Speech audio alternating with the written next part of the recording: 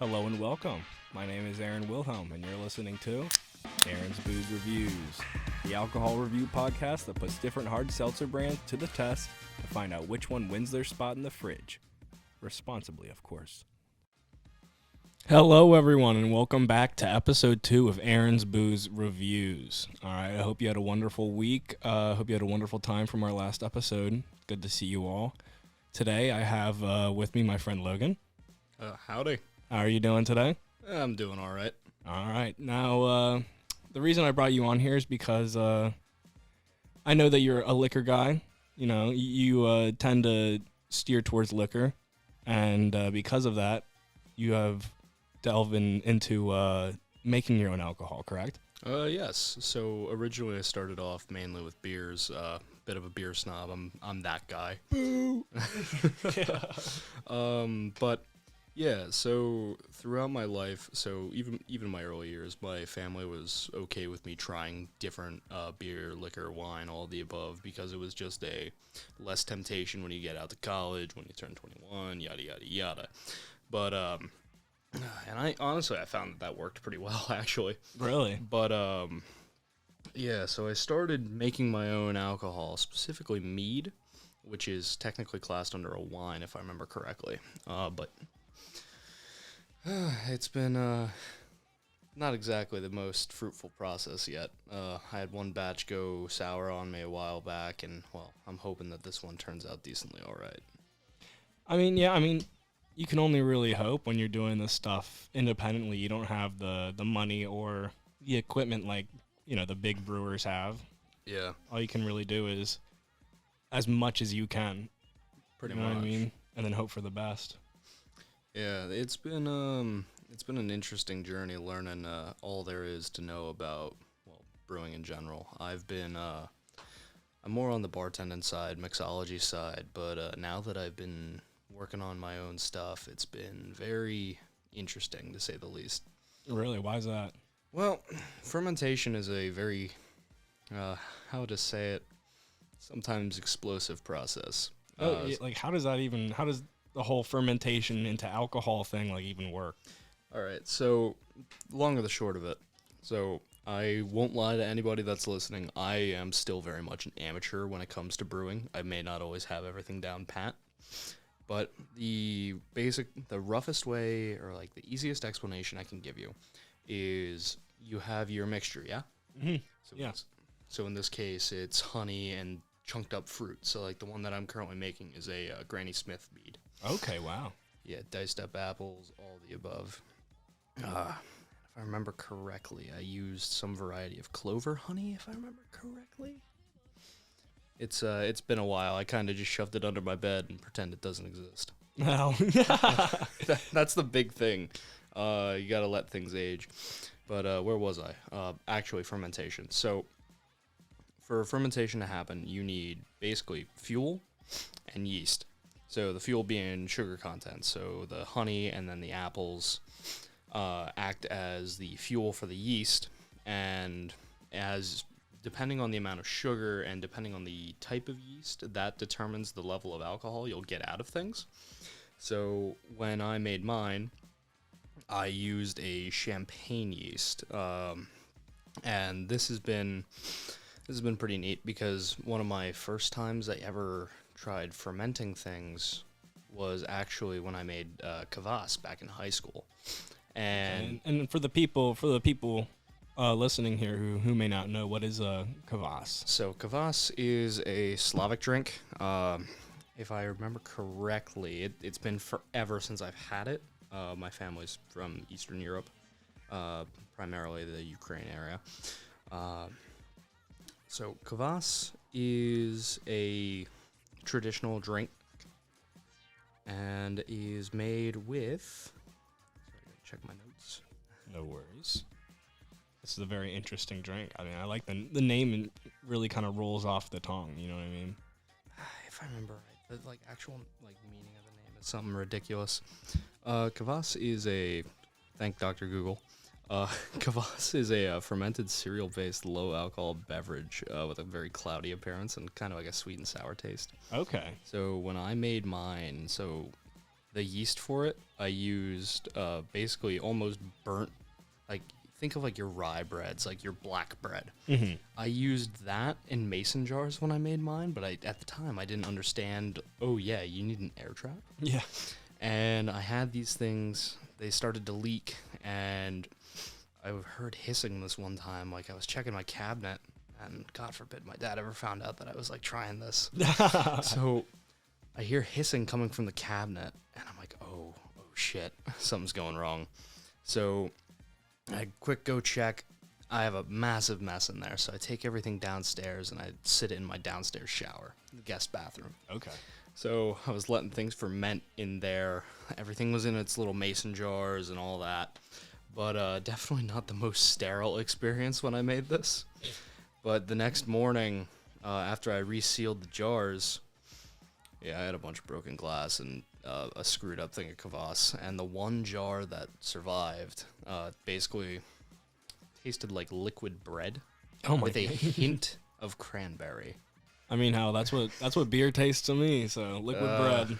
Nah, it was a bad liquid bread. Well, that reminds me of a story of mine actually, where my grandfather and my brother are really into making birch beer, and there's one batch that they let, I think, go too long, or they put too much yeast and sugar in, where it turned into alcohol.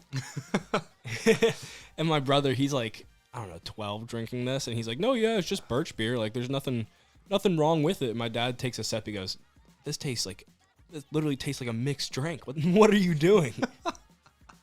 Oh God, I love when that kind of shit happens.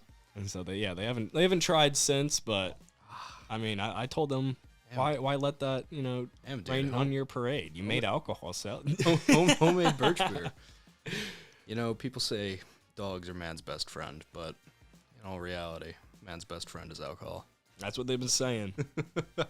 So, is your Granny Smith, is that like your favorite flavor, or what is your favorite flavor of mead overall, would you say? All right, so when I was first getting into meads, I wasn't a fan at all. I thought it was way too sweet, way too viscous, and it's something that you're going to run into. So the first mead I ever had was called Viking Blood. You can find it at a good chunk of liquor stores up in Jersey. Okay. But, yeah, I had it, very thick, very viscous, and those of you who have had it, you can actually mix it with Belhaven Scottish Ale and then a little bit of nutmeg and zest of an orange, and you can get a medieval punch out of it. Oh, yeah, that sounds good. It's actually really good. I used to carry it around in my giant Millersville water bottle around campus. Oh, my Lord. Oh. It made a few of my history lectures very interesting. I bet. Well, then, as we round this up, this mead conversation, even though you say you're a beginner, I feel like a lot of people, like, even if they've been doing it for years, no one ever really reaches that professional level. Like, I'll see on TikTok people who've been brewing mead for a decade still have failed batches, and like that's just part of doing it. If you've seen Golden Hive on TikTok and Instagram, I am actually using one of his kits really? to work on mine, because my original setup, I had an issue happen. AKA, I tend to drop things. So plastic barrel's a lot easier to work with than glass. But to the original question, my favorite mead is actually from a meadery around here called Artifice Ales. They're also with their sister company. I believe it's Is that mic working? Yeah. All right. Their sister with Methuselah Meadery, which is down in the old industrial part of Lancaster. It's an axe throwing place as well. But they have one called Peaches and Cream. It was a specialty that they put out around sometime during the summer last year. Okay. Early semester one. Or not semester one, but early fall semester. And it was probably my favorite thing I've ever drank, besides a few select ryes and a few whiskeys. Okay. That sounds really interesting. I'll Oh, dude, it's hopefully they have it. honestly delicious.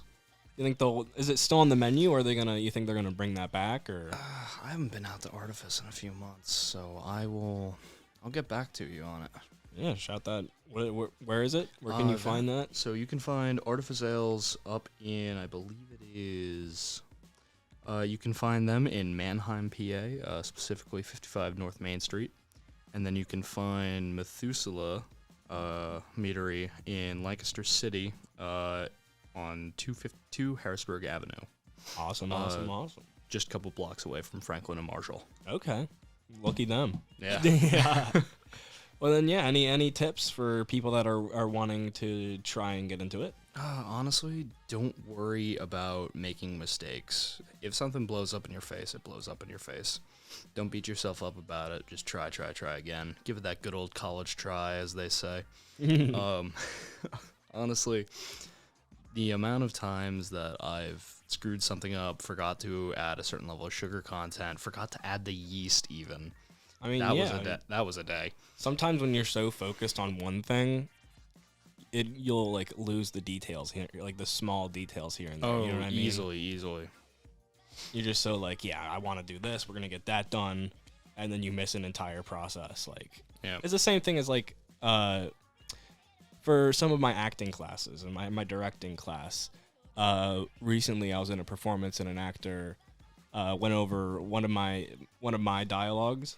Like one of my lines, and you roll with it. Yeah, you go with the punches. Because it's bound to happen. You can't beat yourself up for it, and you can't rag on them for doing it, because everyone's gonna do it at least once. And it's the same as making mistakes with alcohol making. Oh, easily. Yeah, there's just so many things in daily life that can just make you totally blank. Whether it be making booze, acting, if you're a certain individual, throwing a fish up on stage. Yeah. Shout out Big Fish actor Bradley Thornton. Love that guy. All right, well, I do want to thank you for giving us a sneak peek on the world of mead. Maybe... yeah, I'll definitely bring some if you ever want to keep this rolling, so... Oh, yeah, I'd love that. That'd be wonderful. All right, now, everyone, I know what you are here to hear. We are reviewing half and halves, or the good old Arnold Palmer. We got the Arnold Palmer Spiked from the Arizona Brewing Company, or they're partnered up with Hornell Brewing Company, I believe, with the Arizona Teas. And then we have the Twisted Tea, half and half, made from Twisted Tea, of course. Now, again, just like the first episode, I'm going to have to go in with a bias here. I fucking love the Arnold Palmer Spikes. Oh, I'm with you there, honestly. This is the hard bit, because you bring out a Twisted, and it's already on a losing field for me, unless it's a peach one. Okay. Could you elaborate? What makes you like peach so much? All right, so I got family from the South as well, so... Hey, man, I was born down south. We take trips down to South Carolina and North Carolina every year, but I would always stop at a road stand after going golfing with my dad, and we'd always get peaches. And I'm also a big tea drinker, so I tend to make my own like peach simple syrup, and then I make my own peach tea. Okay, wow. Yeah, I don't slack on anything when it comes to drinking or cooking. Oh yeah, you really make it your own. Yeah, but I will say this. So going out golfing for however many years I've been on this earth. So Arnold Palmer is my absolute go-to. Mm-hmm. I still remember finding out that they had spiked ones. I was out at, I believe it was Whitetail Golf Course up in Bath, PA. Okay. And I was at a company golf tournament, and they started stocking these, and I was gone by hole 4. I remember I've always been a really big contender for Arnold Palmer's, and the memory for me is I would go turkey hunting up with my dad, and we'd always get a 12-pack of just the regular Arnold Palmer's. And so when I was walking around Sheets and I saw that they had the spiked version, I was like, I need that, basically. Like, I'm going to start drinking this all the time. It's going to be my only drink ever, and I'm in love with it. And I am in love with it. And so it is going to be hard to put that bias aside, but nonetheless, I am going to put that bias aside. All right. Do you want to go into our first segment, alcohol analytics? Sure. Why not? All right. So this is the segment where we take the nutritional facts and all the alcohol facts of these tall boys, and we present them, and we find a winner. All right. I'll start with the Arnold Palmer. So we're looking at 24 fluid ounces in this tall boy can. Of course, we're not going to drink all of it because we are responsible adults, and we're also on a podcast. 5% alcohol. We're looking at 28.3 grams of carbohydrates. So watch out for that. If you are trying to cut on carbs, this may not be the one for you. If you're trying to have multiple drinks. Of course, this is for 2 drinks total. So we're just going to split that in half, and it'll be 14 grams for 1 drink. For sugars, again, for 2 drinks, 26 grams. For 1 drink, it would be 13. Potassium, 0. I don't know why that's a thing. Protein, 1 gram. So if you are chugging these, trying to get your protein, it's not going to work. You're just going to get drunk. Godspeed. And what about the twisted tea? What are we looking at for nutrition-wise here? Well, for this half and half, it ain't looking too pretty. Yeah. 34 grams of carbs and 34 grams total carbohydrate and 26.6 grams of sugar. All right, so what do you say, 24 you said? Or 34? 30. God, that's crazy. All right, Yeah. so we're looking at 17 per drink. No. And because this is the size of 2 drinks, so we're just going to split it in half. And then another 13, you said 26 for sugar? Yeah. So then another 13 grams. Wow. And only being 5%. Yeah. Well, resounding win from Arnold Palmer Spiked on this one, because just the fact of 34 carbs in that entire tall boy. I know, right? Like, that's crazy. If you're trying to have 2 of these, that'd be 4 drinks, folks. If you're trying to have 2 of these, that'd be, to me, an insane amount just for 2 drinks, or for 4 drinks. It's basically like eating a loaf of bread. Right. Wild. And these are seltzers, so you wouldn't expect it to have that many carbs in it. Like, this is comparable to a beer. Honestly, I think it's got more. You think so? Yeah, well, depends on beer, depends on brewery, depends on style. All right. So don't let me overanalyze this too much. No. But, all right, then we'll move into Yeah. we'll move into the tasting. All right. So obviously Arnold Palmer wins that round, so it's 1-0. I'm going to crack open the Arnold Palmer since it won the last round. Here's the hard part. I honestly think Tweez, like the way that they're sweetened, there's always just this one kind of like aftertaste, you know? Okay. I've always run into it every time I've drank these. And you don't find that in the peach, or you do and you just manage? I just do and I manage. Okay. All right. So folks, I don't know if you heard that pour, a beautiful pour. I know y'all heard that crack. Cheers. All right. That was good. Good click. It was 2-sip taste test. So you first sip, first impressions, second sip, we'll give you the full showdown. So right off the bat, It's certainly an Arnold Palmer. it definitely is an Arnold Palmer. I got that slight alcohol taste as soon as it hit my lips or hit my tongue, and I think that might just be because it was the top of the can. Yeah. So let me. And this is why we do exactly. This is why we do the 2-sip taste test, because whatever's lying on the top we'll get, and then we'll get whatever is mixed around. Yeah. So the first, obviously you get that Arizona Arnold Palmer, like unmistakable. The ratio is like godly. Oh yeah. It's so well balanced. Mm-hmm. Honestly, I'm kind of sad that Arizona doesn't do it with their other teas that they do. I think they do. I think they have. They've they started do, to. I think. Yeah, they do have the like the little cans. Mm-hmm. But they used to do one. It was like Mucho Mango, and I used to get it from the Yes, I used to get Mucho it Mango from is the so corner good. store all the time. Mm-hmm. All right. Sip 2. Sip 2. Like I said, that unforgettable taste throws me right back into going turkey hunting. You know what I mean? Like,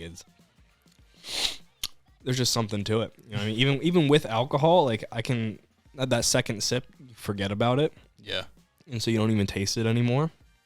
And so like it just sends me right back to having a regular Arnold Palmer, and so I enjoy it. That and it just sits well. It does. Like it doesn't have any real bite to it. It just smooth, easy to drink, and honestly, this is going to be a very big thing to beat, and I don't think the Twee's capable of it. I mean, we'll definitely see. We'll definitely see. That is for sure. Let's clear our glasses, and then we'll go into the Twisted Tea. All right. Would you like to crack this one? Sure. All right, put it right next to the, right up on there. All right.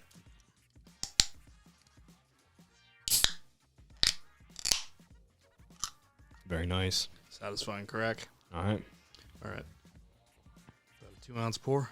Yeah, just a modest pour. Very nice. All right, so we got the the Twisted Tea half and half.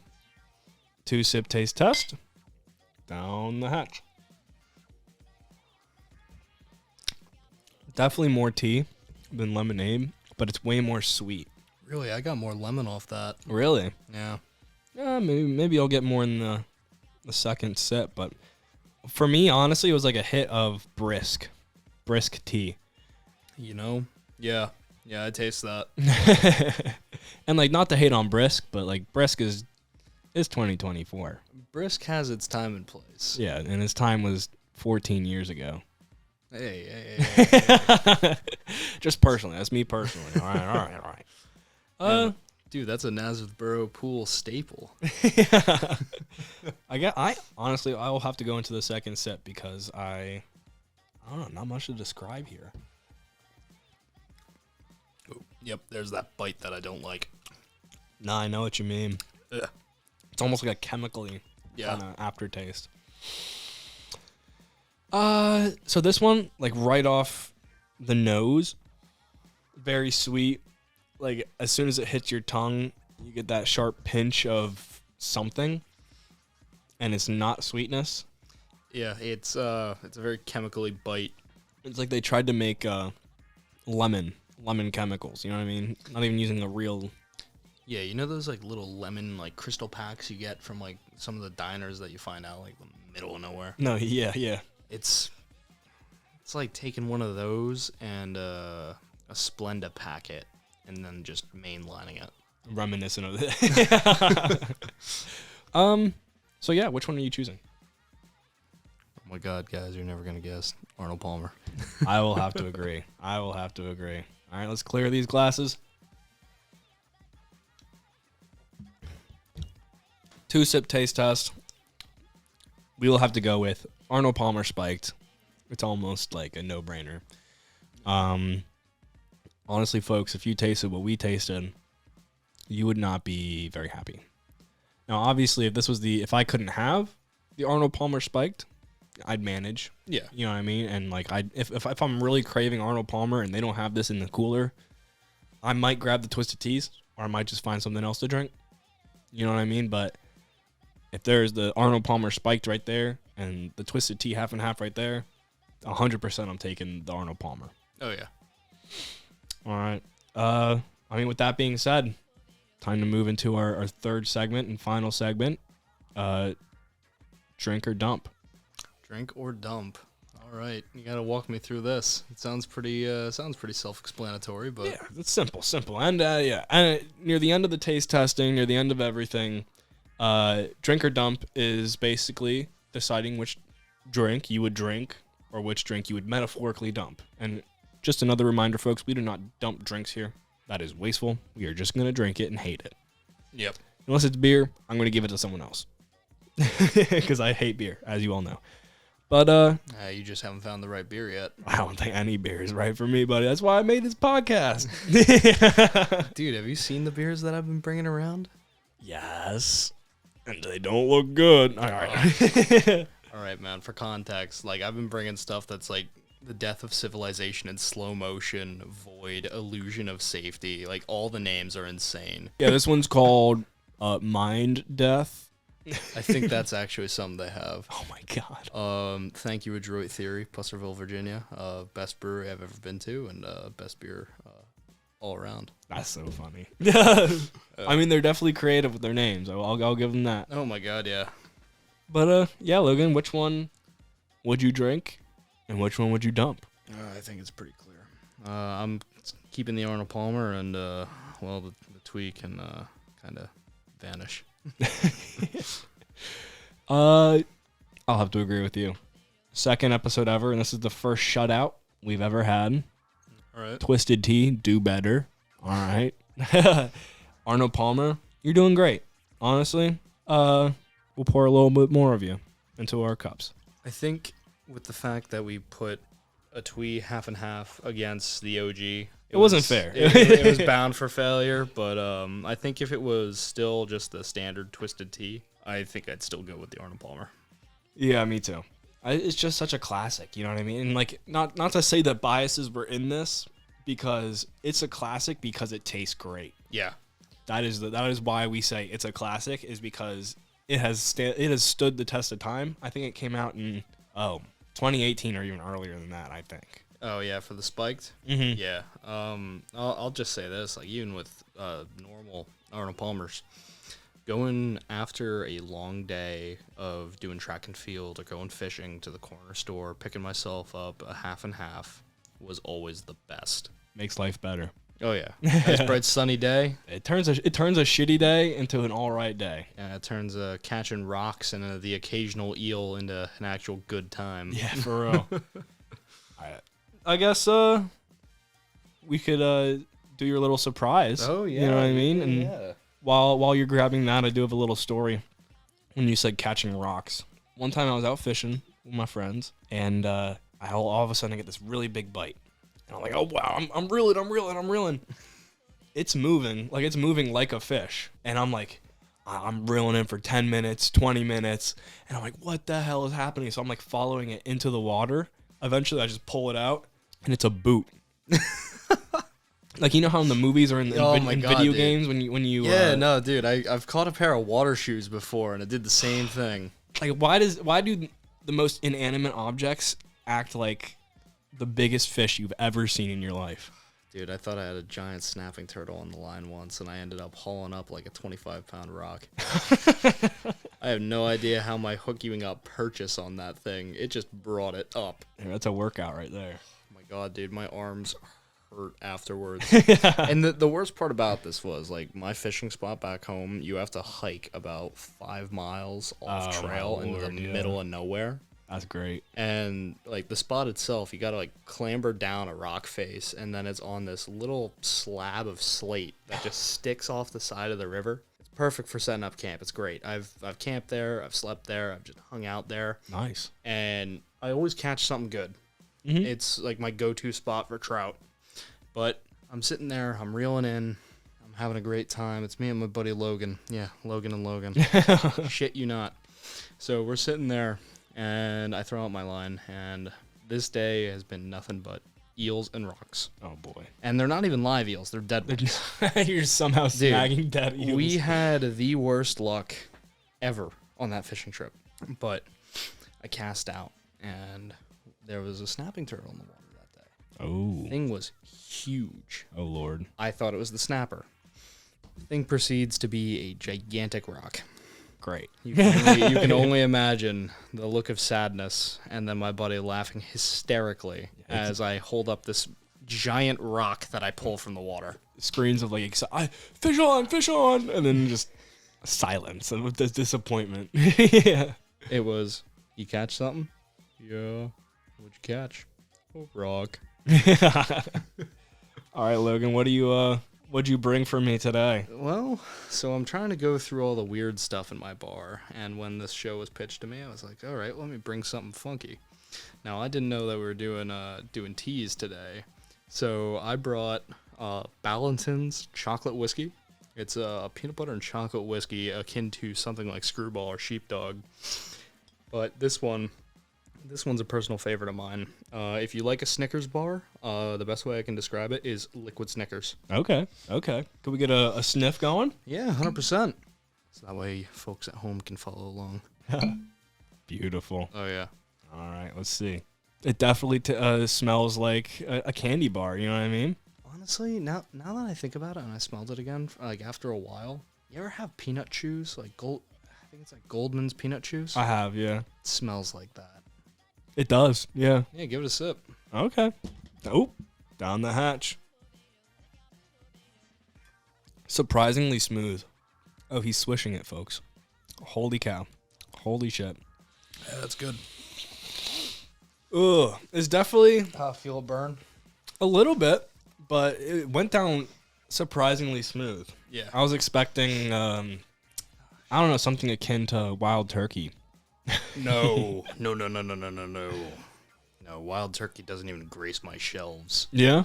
Like, I think the lowest I go is Bird Dog, and that's like my flavored whiskeys for just drinks in general when I have people over. Wow. I mean, my dad is a big wild turkey fan. It was his favorite drink from back in the Marine Corps, and he just could never give it up. That Marine, that explains a good bit. Yeah. My buddy Anthony back home, he's big into wild turkey. Mm-hmm. It's that standing watch for 12 hours that really makes you pick up anything from the liquor store. Yeah. Yeah, most of the bottles that I keep are typically upward of the $40 range. And actually for the booze review, just recently, it's a little bit of sad news, but my grandfather passed on Monday. But to celebrate him, my dad and I we brought out the best whiskey we had, and we had a little toast, and that was Blood Oath Pack Date bourbon. Oh, wow. Yeah, so take a look at that. That's beautiful. Wow.